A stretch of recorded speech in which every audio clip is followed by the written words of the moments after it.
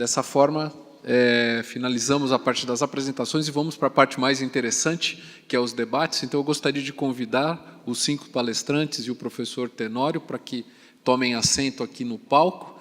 Praticamente em todas as apresentações, a gente viu a questão da incerteza em relação à continuidade, seja das ferramentas de fomento e alavancagem à inovação, seja pelo lado das empresas, da própria manutenção dos programas de desenvolvimento de inovação. A gente citou isso, todos citaram isso como um grande desafio e uma grande preocupação, mas o que cada um de vocês enxerga para um futuro próximo e, eventualmente, o que pode ser feito para ou resolver, ou melhorar, ou mitigar o impacto disso no futuro próximo?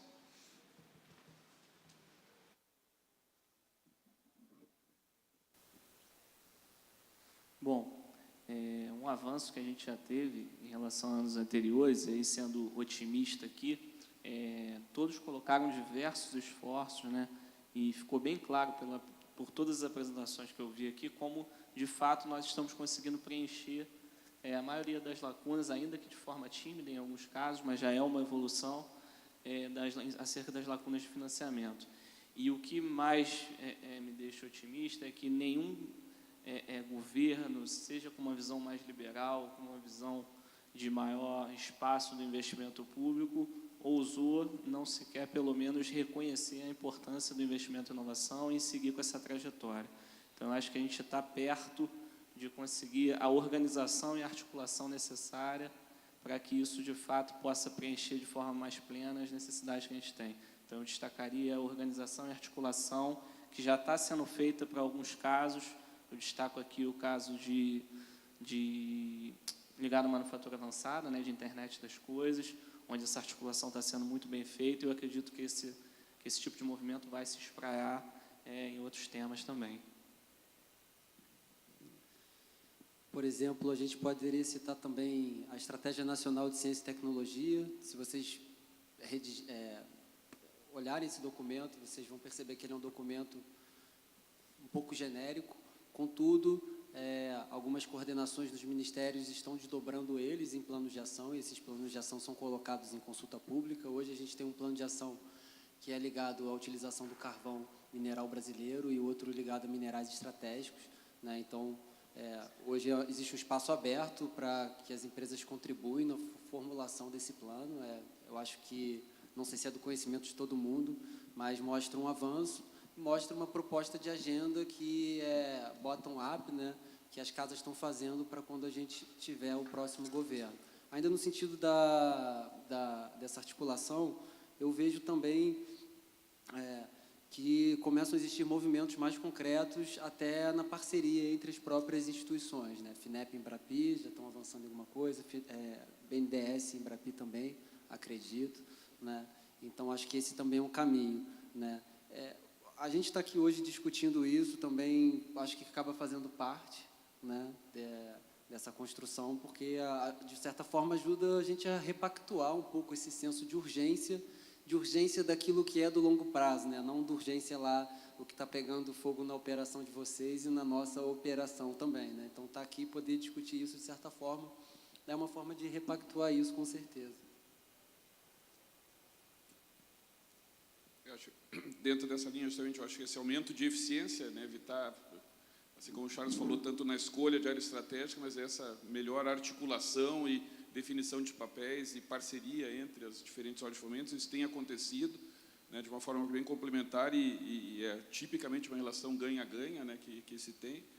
Mas eu acho que isso, na visão mais macro, tem que passar aquilo que também foi comentado aqui, é que a inovação tem que virar prioridade, né, e virar prioridade não só porque a inovação em si como fim, mas como mensurado essa correlação direta de inovação e melhoria de qualidade de vida.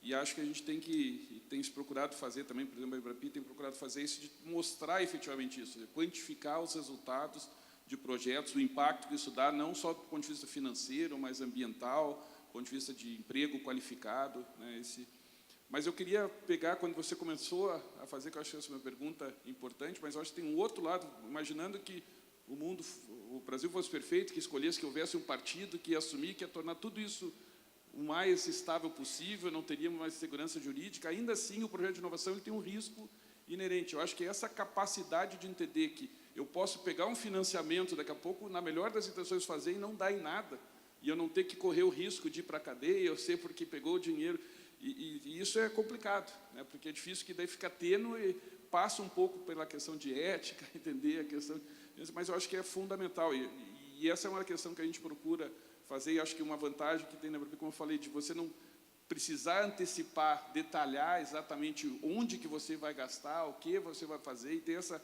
possibilidade de, ao longo do projeto, você ampliá-lo, diminuí-lo o seu escopo, porque isso é inerente desse processo, né? À medida que eu vou conhecendo mais. Eu acho que essa é uma característica também importante, né? Aprender, e aí passa, como o Charles falou na questão de educação, aprender a errar, né? Aquela ideia, eu acho que é fundamental, não é na primeira vez que faz, os casos de sucesso não é a primeira, e a cultura nossa é justamente pegar alguém que diz aqui, eu já fui empresário, já criei 5 empresas e fechei, né? Primeiro a gente tem que dar os parabéns, conseguiu fechar, porque no Brasil é complicadíssimo fechar a empresa, mas se vê isso muito mais com alguém que é fracassado, ou mau caráter, alguma coisa, e nos outros países mais desenvolvidos você vê que justamente isso vê como uma virtude, alguém que está mais experiente. Eu acho que essa é uma outra característica inerente de projetos de inovação, né? De saber lidar com esse risco. Bom, quanto mais eu leio sobre esse assunto, eu fico mais convencido de 3 aspectos que eu entendo que são fundamentais. Primeiro, a gente pode contribuir agora no domingo, que é a definição de uma estratégia robusta de inovação para o país, que eu assim, não identifiquei ainda. E isso traz essas fragilidades. A cada movimento, você interrompe ou acelera determinada frente, determinada oportunidade. A segunda está alinhada com o que já foi comentado antes, eu comentei na apresentação, nós trazemos a sociedade para esse tema. A inovação pode parecer muito comum, talvez no nosso meio, mas ela não está inserida na sociedade brasileira. Então, no momento em que isso não é uma prioridade ou não é nem entendida pela comunidade do que se trata, fica muito mais difícil de você mobilizar para você fortalecer e dar essa robustez que a gente está imaginando. E o terceiro são as interações. Eu acredito muito e trabalho muito pelos ecossistemas, porque ali a gente pode complementar, eliminar fraquezas e seguir superando o primeiro item, inclusive. Uma fragilidade ou ausência de estratégia, a gente pode se proteger um pouco mais via os ecossistemas. Então, eu acredito nesses 3 itens. Olha, eu acho que um grande problema, via de regra, não tem uma única solução, e sim, né, vários aspectos se pegam. Um aspecto eu começaria, talvez, pelo fomento, e aí dos órgãos públicos. A gente também tem que entender a realidade. Nós temos um problema de déficit fiscal imenso. Esse déficit fiscal não é apenas, né, que diz respeito à parte de inovação, nós todos conhecemos muito bem quais são os problemas, então serão cada vez mais limitados, e eu não vejo solução nesse aspecto para os próximos 4, 5, 6, 7 anos, porque temos um problema maior para resolver. Ao mesmo tempo, eu considero e interajo com os órgãos de fomento, boa parte aqui, eu vejo vocês até como sendo heróis, né, na luta, da forma como vocês conduzem, né, as escassezes de recursos e a análise dos projetos que são apresentados. Alguns deles também, a parte essa cultural de apresentar projetos, eu acho que a gente também, as empresas e as iniciativas também têm que evoluir mais. Acho que foi comentado aqui na apresentação, nas apresentações, muitas vezes esses projetos também não são bons, ou não são bem vendidos, não são bem colocados, eles entram meio atravessados, isso atrasa e complica mais ainda o processo, né? Então, essa primeira parte de fomento eu vejo dificuldade para os próximos anos. Vão aumentar, vão subir, mas grandes dificuldades. O segundo ponto tem a ver com a cultura, como você falou, né? Isso também é um papel que as empresas também têm que desenvolver. Esses últimos 3, 4 anos, a indústria reduzindo de 15% a 20% a sua participação, né? a sua produção no PIB. Isso fez com que as empresas também focassem muito mais na redução de custo imediata, muito mais imediata do que efetivamente alguns projetos. Eu vejo isso, não quero particularizar, porque, como eu disse, a gente tem uma experiência de vários segmentos, né? Mas a maior parte dos segmentos quer um resultado mais imediato, e aí não funciona, aí não vai realmente funcionar se você tiver essa visão apenas de curtíssimo prazo, né? Então, eu acho que passa por vamos ter que conviver com uma limitação, sim, dos recursos, no meu ponto de vista, vamos ter que criar projetos e a criatividade interna. A maior parte, uma boa parte, desproporcional até o tamanho da economia brasileira do mundo, uma boa parte de startups estão aqui no Brasil, né? Nós somos criativos, né? O Brasil é muito criativo, né? Agora, a gente às vezes fica buscando soluções de grande impacto e a gente não trabalha naquelas do dia a dia, soluções menores que vão somando, né? Eu sei que nós estamos na semana eleitoral e está aproveitando isso. A urna biométrica, a biometria, para mim é um grande exemplo.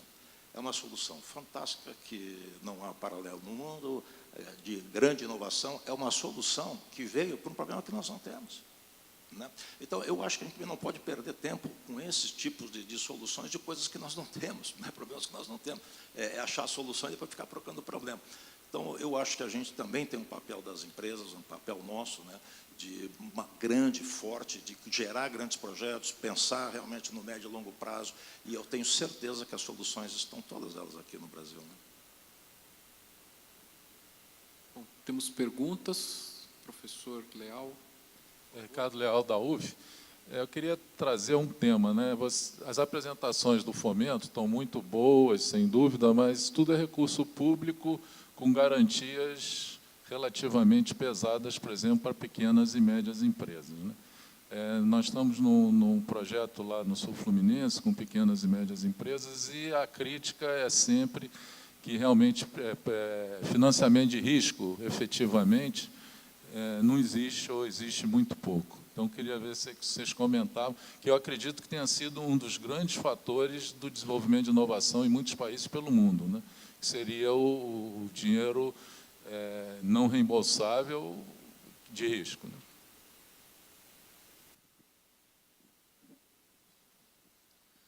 Bom, professor, nós até conversamos um pouquinho antes, né?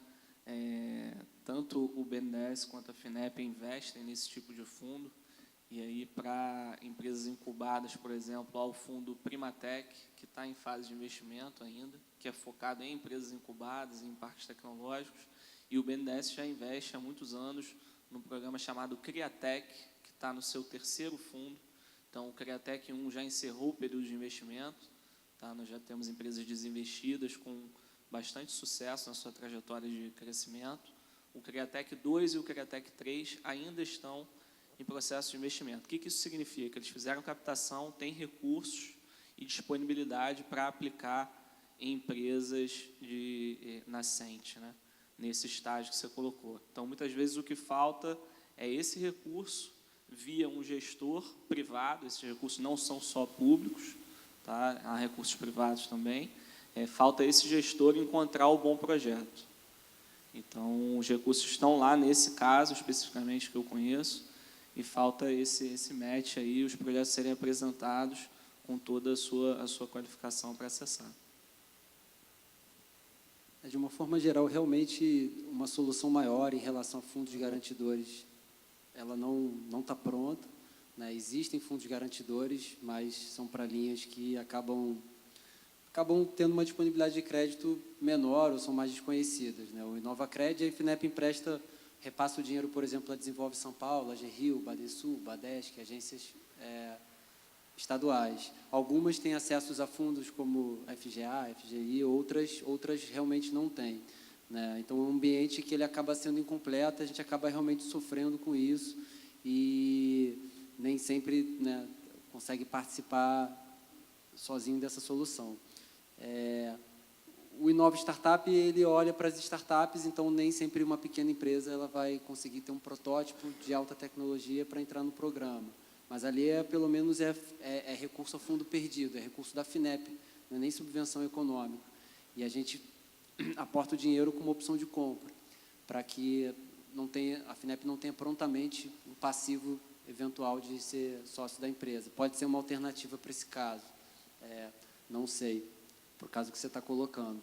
Então, realmente, essa questão ela acaba sendo recorrente, né? E, às vezes, até para grandes empresas, a gente acabou vivendo um pouco isso. O setor de óleo e gás ele foi paralisado, algumas operações que já eram de risco quando foram avaliadas inicialmente, era fiança, não tinha como renegociar essa garantia, e aí os bancos passaram a cobrar 4, 5, 6, 8% de uma fiança que antes cobravam 1,5%, 1%. Né? Então, isso mostrou, foi um momento que isso ficou bem explícito realmente, né? Para essa indústria e até para grandes empresas, dependendo do caso.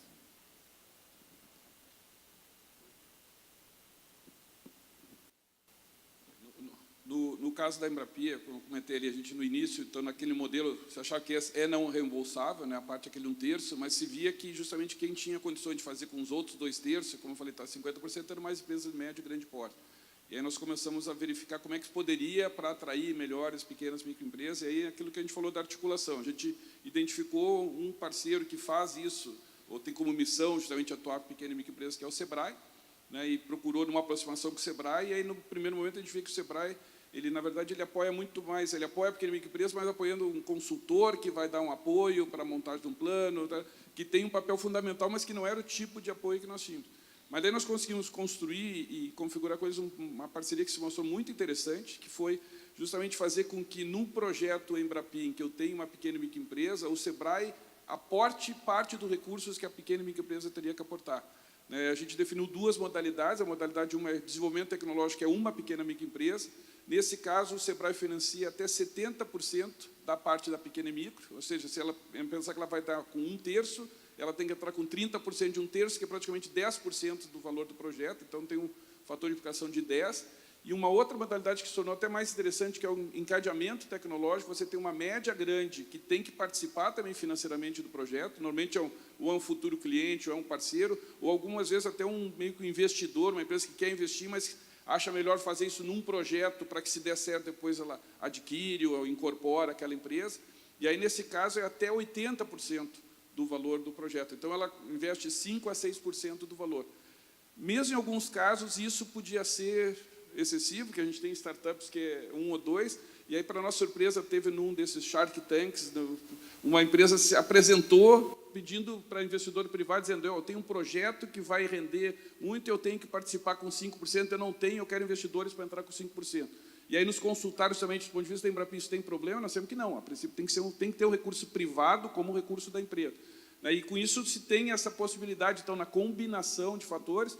O projeto inicial era para ser em 3 anos e meio, a gente já finalizou praticamente os recursos todos do projeto e está renovando agora um projeto maior que o próprio Sebrae entendeu que é um projeto bem relevante, onde praticamente 70% do resultado do projeto são novos produtos de pequenas microempresas.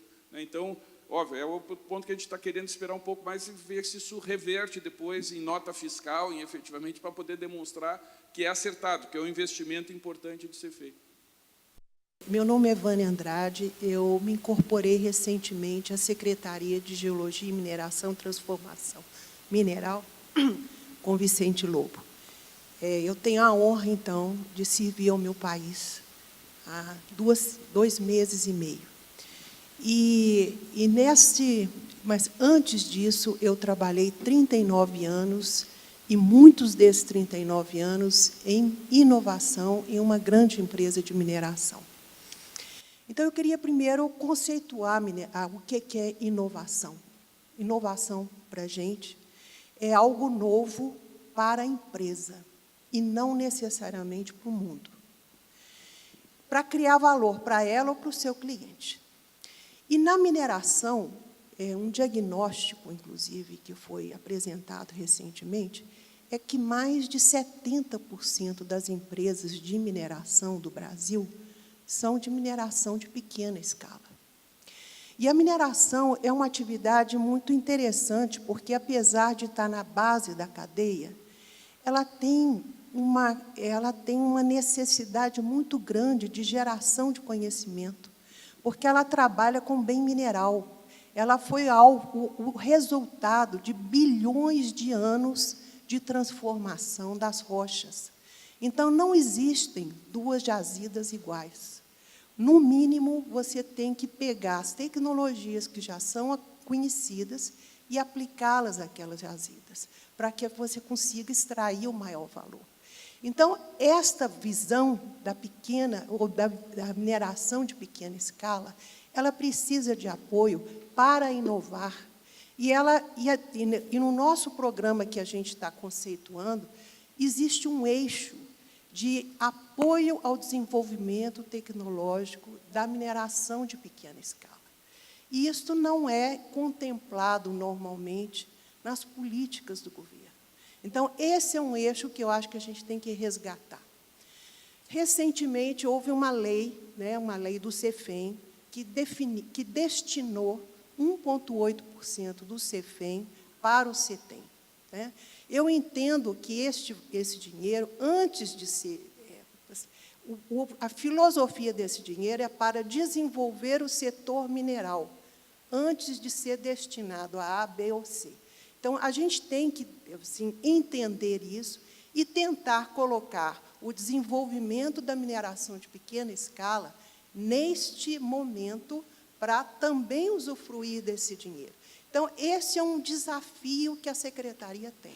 Criar um programa, destinar recursos e governança para o desenvolvimento da mineração de pequena escala. O outro eixo que a gente está trabalhando é para o desenvolvimento dos minerais e dos processos alavancadores do desenvolvimento econômico, social, sustentável. Ele é um pouco diferente dos minerais do futuro. Ele também traz os conceitos de minerais do futuro, mas eles têm outros bens minerais e outros processos que não estão encaixados necessariamente nesse movimento de minerais do futuro. E o terceiro, que são as pesquisas colaborativas, e eu acho que entra a Embrapi aí forte nesse momento. Então, eu estou querendo já, estou me adiantando a um esforço que a Secretaria de Geologia e Mineração e Transformação Mineral tem feito para criar uma semente para que, no médio prazo, a gente pode criar uma estrutura de fomento ao desenvolvimento tecnológico do setor mineral. Tá? E aí a gente vai buscar vocês, vai poder explicar o que a gente está buscando.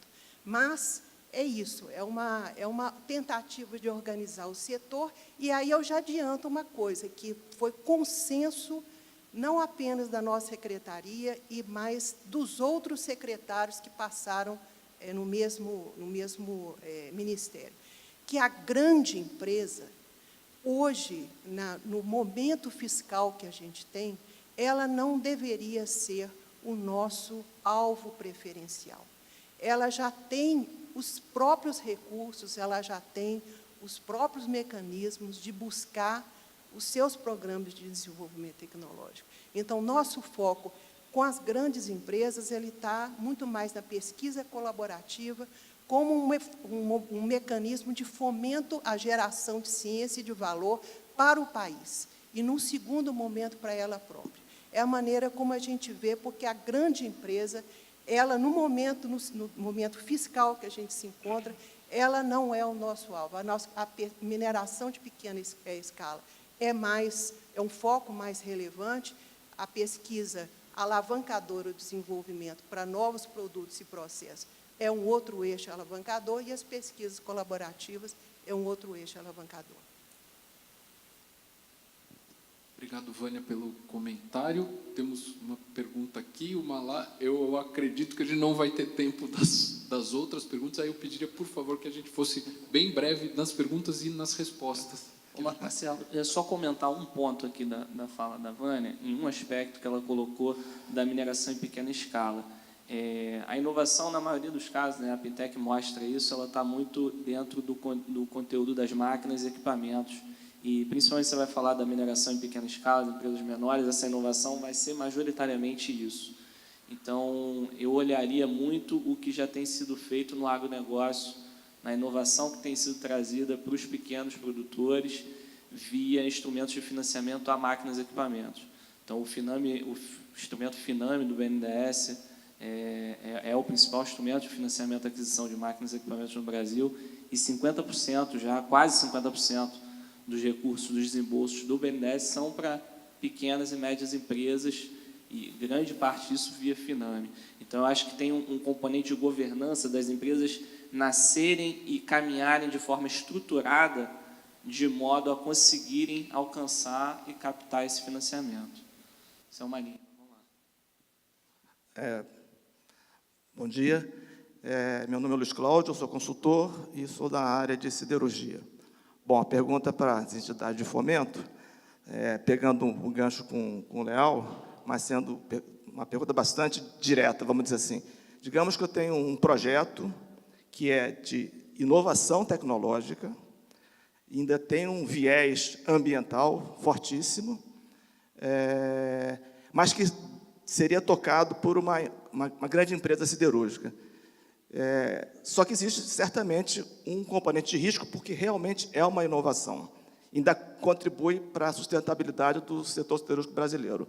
Então, qual seria diante da nossa conjuntura, se existe essa fonte de recurso hoje disponível, de risco, e qual seria o modelo ideal de negócio para a gente seguir com esse projeto em frente?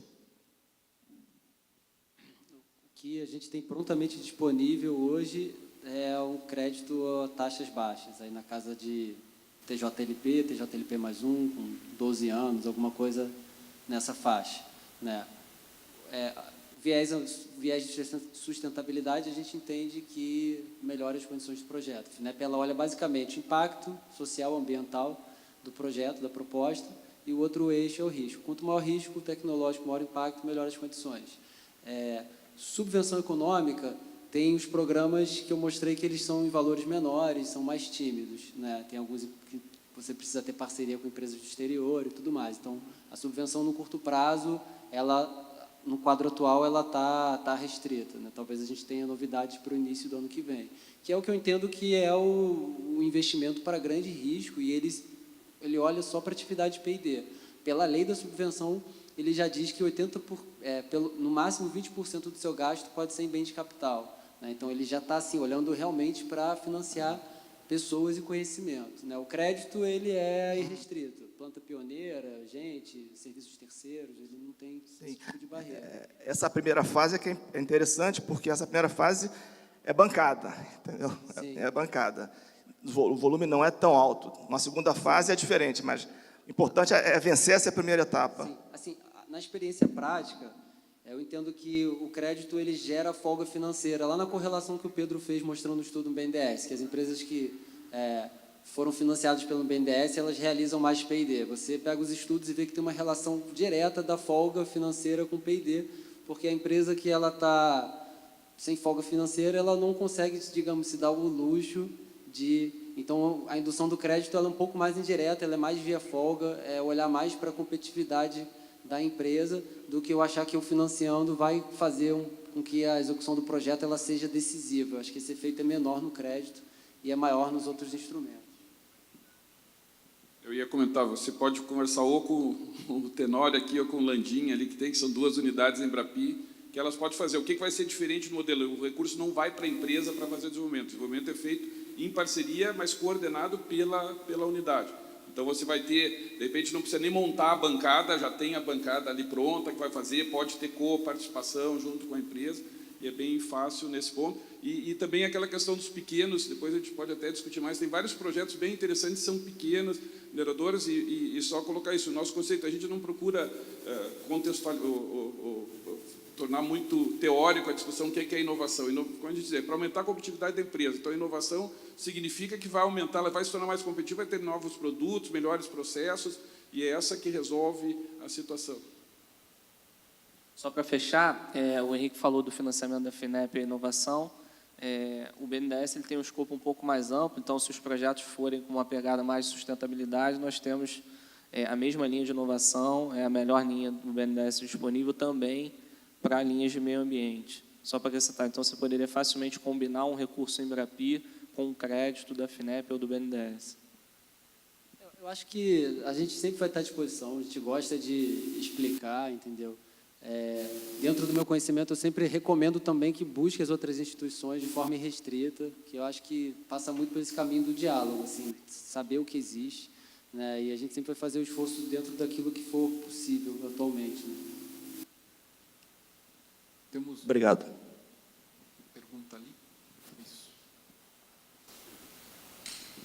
Paulo, sou empresário. Eu queria saber uma coisa, porque nós falamos em MPS e eu vejo que os programas que vocês expuseram aqui, eles são muito pouco divulgados. Existe alguma forma de vocês chegarem com os programas às pequenas e médias empresas? Porque a maioria das empresas médias e pequenas não conhece. Bom, da parte da Embrapi, o que eu posso dizer, só para ter ideia, essa semana é o 4º evento que eu estou participando, discutindo, divulgando. A gente tem rede social, tem Instagram, tem Facebook, tem LinkedIn. A gente tem realizado várias ações junto com as federações das indústrias, com o Sebrae todo, mas justamente isso. A gente às vezes fica com coisa que diz, tem um custo, obviamente, a gente financia a nossa participação para divulgar, e aí você fica, pô, daqui a pouco vão nos ver como só querem viajar, e a gente ouve justamente isso, pô, tinha que divulgar mais. Né? E a gente entende que isso é efetivamente como fazer. A gente tem procurado e tem feito muita parceria justamente com as associações, as entidades empresariais, justamente trabalhar junto com a ABE, trabalhar junto com a BINE, ou seja, fazer, e aí artigos de divulgação nas revistas técnicas todas. A gente tem procurado divulgar o máximo que pode. É efetivamente isso, pode ter certeza. E se quiserem nos convidar, a gente vai também para fazer a divulgação. Pode ter certeza que nós temos o máximo interesse de ampliar essa divulgação. Nossos canais, né, de comunicação estão sempre disponíveis. É muito fácil hoje você ligar para o número do BNDES e conseguir chegar até nós, por exemplo, e conversar sobre um projeto. As empresas imaginam que isso não é possível, mas a gente recebe todo que é tipo de empresa em diversos estágios, às vezes pesquisadores que ainda não têm uma empresa constituída. Esse diálogo é sempre aberto. Agora, realmente, essa agenda de eventos toma muito, mas é por isso que a gente não tem muita dificuldade de negar a participação em qualquer evento, porque a gente entende que isso é um grande limitador. Agora, eu acredito também que seria possível, de repente, a gente desenvolver algum portal que pudesse condensar as oportunidades de financiamento, investimento e inovação.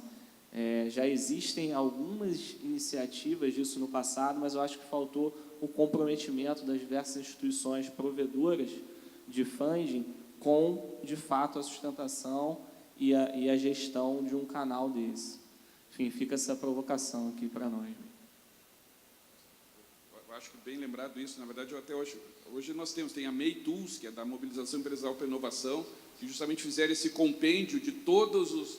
e se prontificam a manter atualizado, inclusive, ou seja, tudo que não está mais vigente eles tiram, porque esse é um outro problema. É fazer esses cadastros que a pessoa vai e daí tem 500 meses, e só que 400 já não estão mais ativos, né? Porque a gente sabe da descontinuidade, da mudança de nome. Então, a MEI está procurando fazer isso. Né? Então, sugiro olhar, procurando no Google MEI, CNI, tem lá esse catálogo, né, de possibilidade. A gente acaba fazendo desenvolvimento tete-a-tete para os nossos contatos. Às vezes, quando sai institucional FINEP, nem sempre também as pessoas abrem e-mail. Outro dia eu divulguei um programa para 9.000 e-mails, metade abriu para ler, né, que tem lá o contador. Obviamente, quando é um contato direto, 90% abre, mas ali foi praticamente metade. E, assim, acaba chegando das mais diversas formas, às vezes até através do saque chega uma solicitação, mas ela acaba encontrando quando a pessoa procura.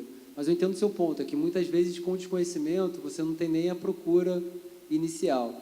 Também acho que isso passa um pouco pela questão da cultura hoje das empresas no Brasil, tendo em vista esse ambiente, a gente acaba se voltando muito para o curto prazo, né, e acaba não tendo um momento um pouco mais relaxado, digamos, para fazer essas coisas que são exploratórias, né, porque a inovação ela demanda tempo até para você mapear as oportunidades. Né? Então, esse radar de oportunidades tecnológico, de parcerias, né, ele precisa também ser institucionalizado nas empresas, é preciso que haja uma governança, pessoas que estejam lá para fazer isso, né, porque senão a gente vai ficar pensando no problema de amanhã, né, na folha, no problema lá, no vazamento, na carga que não chega, no contrato com o fornecedor, com o cliente, enfim, tem sempre um monte de outras coisas que são para ontem, né? Isso acaba também fazendo parte. Né? Eu acho que o Horacídio Leal queria fazer um comentário.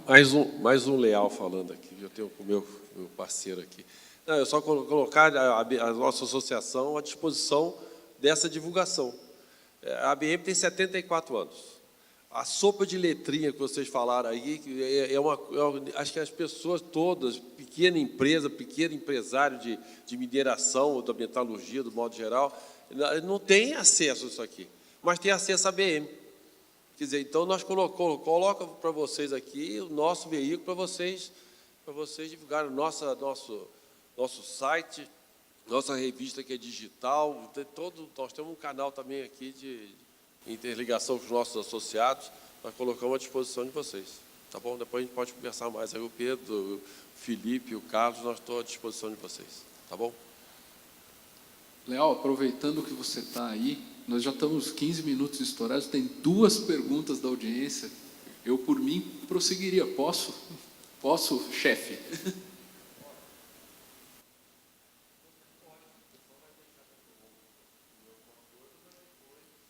Mas a gente faz 2 perguntas bem rápidas, lá no fundo e aqui na frente. Bom dia, meu nome é Bruno, eu trabalho na ArcelorMittal Tubarão, e o senhor Roberto ele mencionou algumas soluções à procura de um problema.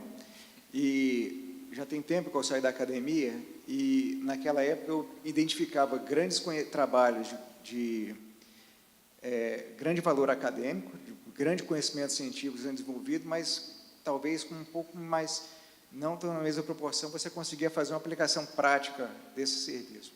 Eu queria aproveitar que tem pelo menos 2 doutores na mesa, o Charles e o professor Tenório, como está a universidade inserida no ambiente de inovação?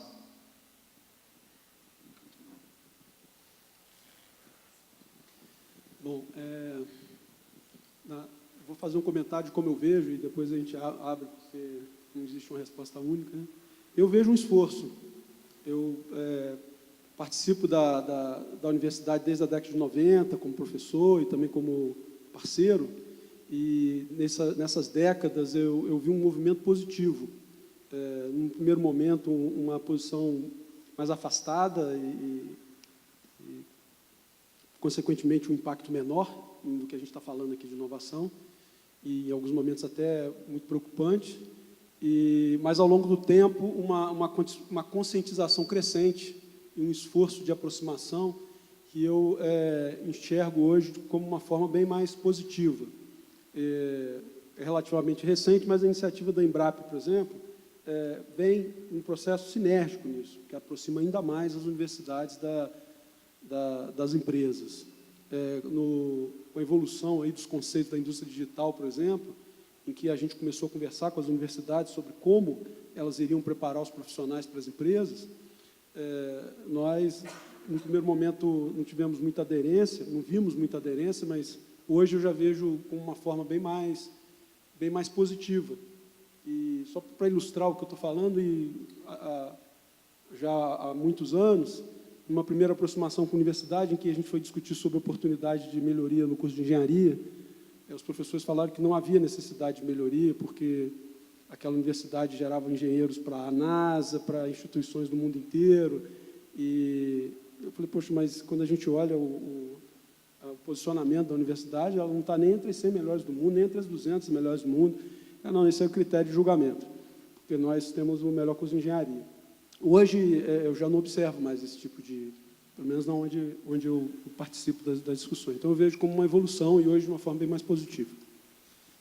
Eu, talvez, possa contribuir, dar um exemplo. Eu também vejo que isso evoluiu, graças a Deus, ainda não, evidentemente, o suficiente.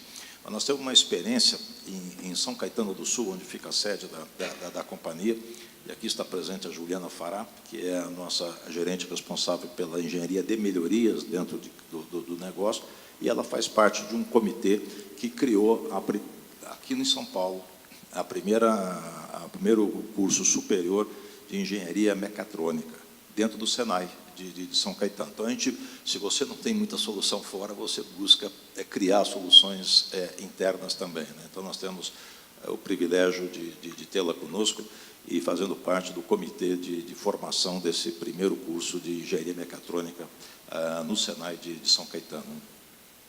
Eu queria só, porque essa, justamente o que eu falei, esse é o grande papel da Embrapa, essa aproximação, né? além de... Estou como diretor de operações, mas sou professor da Universidade Federal do Rio Grande do Sul e fiz doutorado na Alemanha, nessa área de automação. Na Alemanha, por exemplo, que é uma da inspiração, é o modelo da sociedade Fraunhofer, que também faz essa ponte.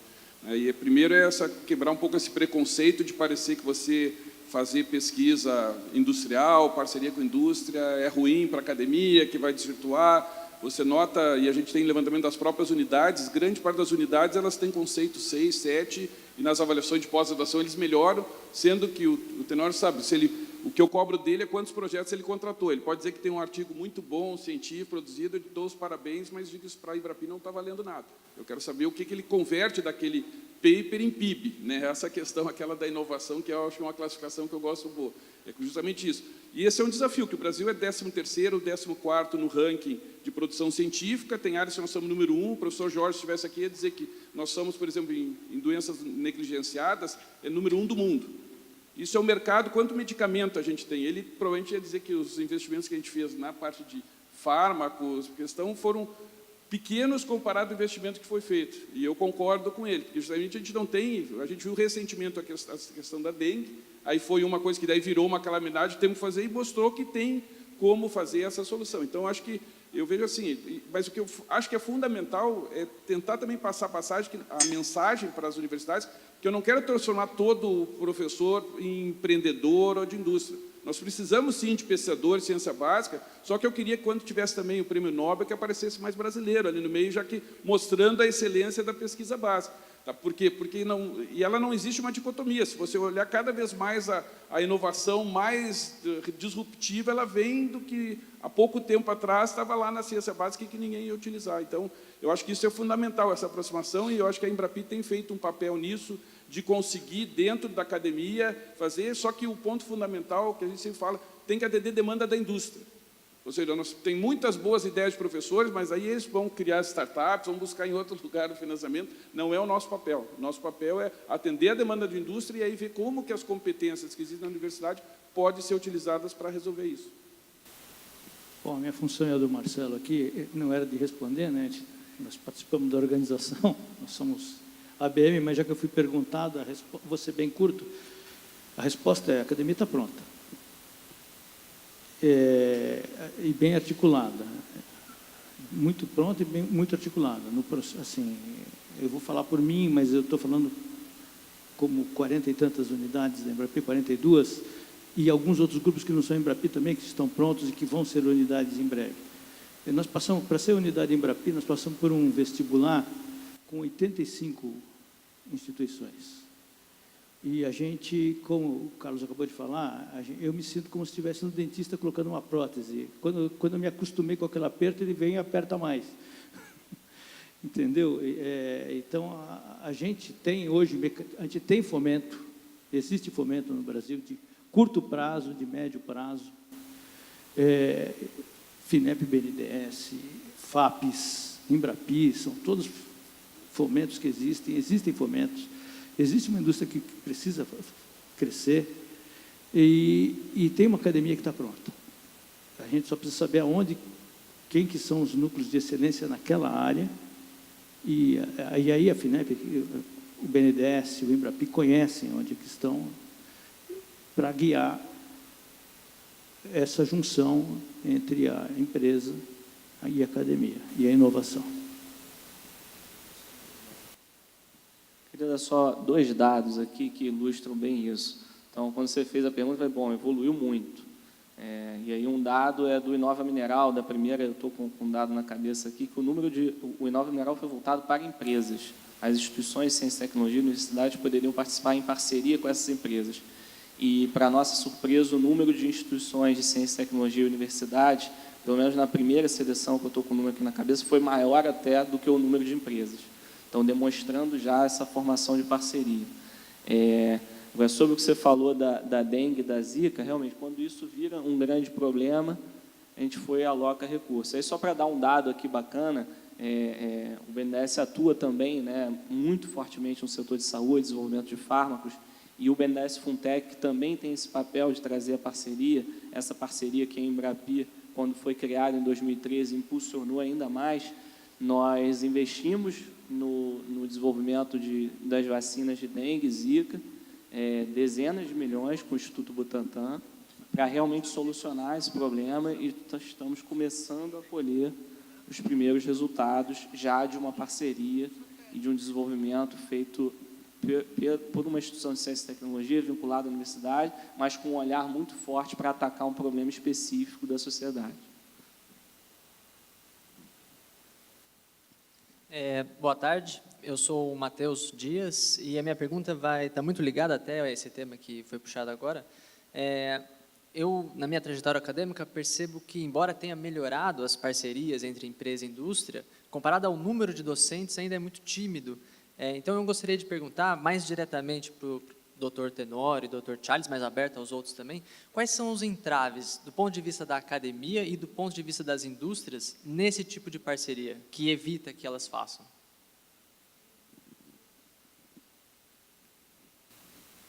Pois é. Você não devia ter dado mais 2 perguntas, Marcelo. Quais são os entraves? Aí você, como diz um amigo meu, você me espremeu sem me apertar, né? Sem me abraçar. Olha, nós não temos... O ciclo de política de desenvolvimentista do Brasil já parou há algum tempo. Nós tivemos 2 ciclos depois da ditadura que não foram muito com políticas industriais fortes, constantes, como a gente falou aqui.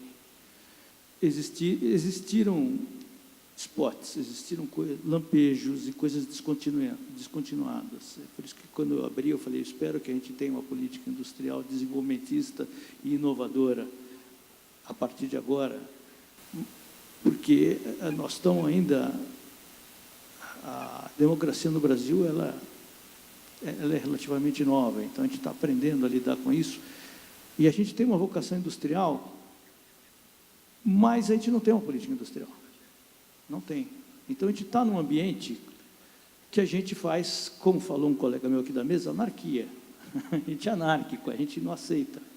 A gente tenta criar uma entropia aí para fazer, sei lá, um movimento browniano para ver se isso aí vai.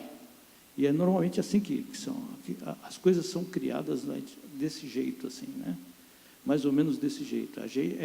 Somos nós aqui que criamos a manifestação para subir a coisa. Essa é a dificuldade, a maior dificuldade hoje, porque a gente tem empresa que quer fazer, não todas. E a gente tem academia também que quer fazer, não todas, mas tem. E é suficiente. É suficiente. E a gente tem fomento, que parece que é pouco, mas também que, se a gente conseguir explorar bem, é suficiente.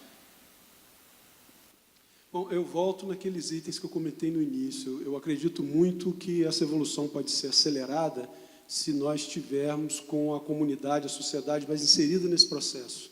Porque até a linguagem, a harmonia entre as linguagens dos 2 meios, muitas das vezes demanda tempo, e você tem um sucesso só na questão da linguagem, né, dos termos e tal.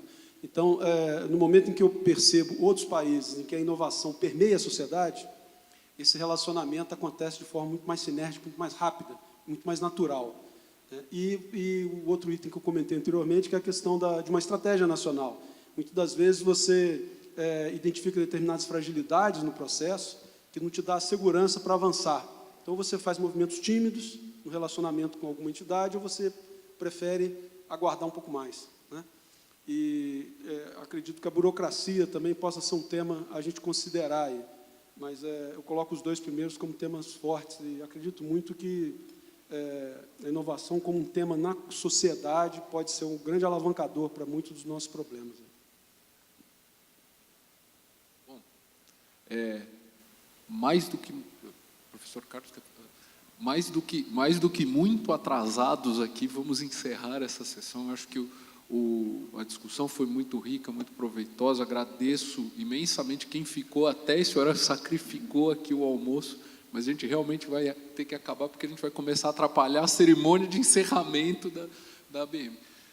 Muito obrigado aos participantes aqui da mesa, da banca, pelas excelentes apresentações, pela discussão muito rica, e, principalmente, muito obrigado participação de todos aqui da plateia e resistirem até esse horário aqui. Voltamos às 14 horas, cerimônia de encerramento. Obrigado.